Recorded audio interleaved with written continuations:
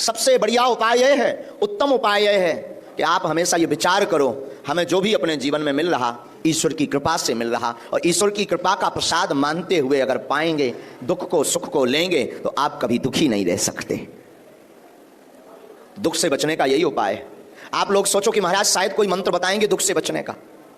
मंत्र तो दे देंगे, उपाय भी दे देंगे, टोटका भी दे देंगे, पर आप उसे संभाल नहीं पाओगे। पूछो कैसे? हमने उपाय बता दिया, आप मंत्र का जाप करो, समस्या का समाधान होगा। तो आप एक समस्या का समाधान तो कर लोगे, पर 3 खड़ी कर लोगे। जैसे उदाहरण, आपकी समस्या है मकान नहीं बन रहा, आप बड़े दुखी हैं, आप आए दरबार में, आपने जिज्ञासा की, आपने प्रश्न किया, आपने अर्जी लगाई, धोखे से आपको मंत्र मिल भी गया, उस मंत्र ने चमत्कार भी कर दिया, जाओ चिंता मत करो मकान बन जाएगा। आपने मंत्र प्राप्त करते ही मंत्र का जप प्रारंभ कर दिया, लेकिन मकान बन गया, परंतु आपने 3 समस्याएं खड़ी कर ली। अब मकान का मेंटेनेंस कैसे चलेगा, मकान में एसी कैसे लगेगी, मकान के बाहर बड़ी बड़ी महंगी महंगी कारें कैसे आ पाएंगी। ये 3 समस्याएं आपने खड़ी कर ली। धोखे से वो मंत्र आपने और प्रयोग किया, आपका बिजनेस चलने लगा, मकान का में एसी भी लग गया, मकान के बाहर बड़ी बड़ी महंगी महंगी कारें भी खड़ी हो गई, लेकिन तब तक बीड़नी नहीं आई, ब्याह नहीं हुआ, शादी नहीं हो रही। तब और परेशान, तब और झंझट में फंसे, फिर एक और टेंशन आ गई, अब शादी हो जानी चाहिए, शायद शादी भी हो गई तो फिर बच्चे, अब बच्चे नहीं हो रहे, अधूरे कच्चे क्या करेंगे, तो फिर एक और टेंशन। तो प्रतिदिन आपकी समस्या चलती रहेगी, दुख आपका अनवरत चलता रहेगा। अगर आप चाहते हो कि हम कभी दुखी ना रहें, अगर आप चाहते हो कि हम कभी निराश ना रहें, अगर आप चाहते हो कि हम सदैव मुस्कुराते रहें, अगर आप चाहते हो कि हमारे जीवन में प्रसन्नता रहे, अगर आप चाहते हो कि हमारे जीवन में समृद्धता रहे, अगर आप चाहते हो कि हमारे जीवन में वैभव रहे, अगर आप चाहते हो कि हमारे जीवन में कीर्ति हो, अगर आप चाहते हो कि हमारे जीवन में यश हो, अगर आप चाहते हो कि हमारे जीवन में आनंद हो, अगर आप चाहते हो कि हमारे जीवन में सच्चा सुख हो, अगर आप चाहते हो कि हमें मोक्ष निर्वाण की प्राप्ति हो, अगर आप चाहते हो कि हमें ईश्वर का साक्षात्कार हो, तो किसी गुरु के चरणों को पकड़ना सीख जाओ, किसी महापुरुष के चरणों को पकड़ना प्रारंभ करो, किसी संत सिद्ध पुरुष के चरणों को पकड़ना प्रारंभ करो। आपके जीवन की अलाय, आपके जीवन की बाधा, आपके जीवन की ललकता, आपके जीवन की जिज्ञासा, आपके जीवन के प्रश्न, आपके जीवन के परेशानियां वो महापुरुष खींच लेगा। शायद कल रात को हम एक बात बता रहे थे, एक शब्द है बहुप्रचलित शब्द, जिसका नाम है छत्र और छाया। सुना है? छत्र छाया।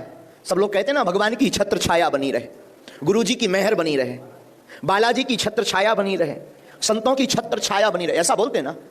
ये शब्द का अर्थ जानते हैं? छत्र माने होता छाता, अंग्रेजी में जैसे कहते हैं अम्ब्रेला। छाता, छाता क्या करता है? बारिश होती है तो छाता बारिश को अपने ऊपर ओढ़ लेता, बारिश की बूंदों को आपके सिर पर, शरीर पर नहीं आने देता। उसी प्रकार आपके जीवन में किसी गुरु, किसी संत, किसी महापुरुष का छत्र वरद हस्त अगर हो जाए, तो संकटों की बारिश आपके जीवन में कुछ नहीं बिगाड़ सकती। कष्ट आपका कुछ भी नहीं बिगाड़ सकते, पीड़ा आपका कुछ भी नहीं बिगाड़ सकती, रोग आपका कुछ भी नहीं बिगाड़ सकते, परेशानी आपका कुछ भी नहीं बिगाड़ सकती। लेकिन ध्यान रखना, एक ही साध हैं सब सध हैं, सब साध हैं सब जाएं। एक बात ध्यान रखना, बार बार अगर आप इष्ट को बदलोगे, बार बार अगर आप गुरु को बदलोगे, बार बार अगर आप परमात्मा को, ईश्वर को बदलोगे, कभी राम की पूजा, कभी श्याम की पूजा, कभी शिव की पूजा, कभी दुर्गा की पूजा, कभी देव की पूजा, तो कभी इंसान के भगवान की पूजा, आप बार बार बदलोगे तो घाटा खाओगे। गुरु, इष्ट और माता पिता एक होने चाहिए। माता पिता बदले नहीं जाते, वो तो एक ही होते हैं। उसी प्रकार गुरु बदले नहीं जाते, वो एक ही होते हैं। उसी प्रकार इष्ट को बदला नहीं जाता, वो तो एक ही होते हैं। सम्मान सबका करो, सम्मान सबका करो। तो छत्र छाया जीवन में किसी महापुरुष की बहुत जरूरी है। यही सूत्र है दुख से बचने का, यही सूत्र है कष्टों से बचने का। दुख से बचने का सूत्र यही है कि आप जीवन में आशा रखो तो केवल भगवान से रखो, ईश्वर से रखो, राम जी से रखो, हनुमान जी से रखो। बाकी जगत में किसी से आशा मत रखो। संसार में आशा रखोगे तो घाटा ही घाटा खाओगे, और घाटा तो कुछ लोग समझने में भी खाते हैं। एक बार एक व्यक्ति हमें मिला तो बोला, गुरुजी हम 35 वर्ष से गीता का उपदेश सुन रहे हैं। हमने कहा क्या बात है, बहुत अच्छा। बोले गुरुजी 35 साल से गीता की बात सुन रहे हैं, एक एक बात। हमने कहा वाह बहुत अच्छा। उसने तो हद कर दी, बोले महाराज मैं 35 वर्ष से गीता की उंगलियों के इशारे पर चल रहा हूं। हमने कहा ओहो, हमें लगा शायद ये श्रीमद् भगवत गीता की बात कर रहा। हमने कहा भाई साहब हद ये बात है कि तुम सुधरे क्यों नहीं हो? जब 35 साल से गीता का उपदेश सुन रहे, 35 साल से गीता पर चल रहे, फिर भी सुधरे क्यों नहीं? तो धीरे से कहता है, दरअसल गुरुजी गीता मेरी घरवाली का नाम है, मेरी पत्नी का नाम है, मेरी वाइफ का नाम है। हमने कहा जय हो, फिर तो अच्छा है। हमने कहा डंडा भी खाओ फिर तो गीता से, और क्या बताएं।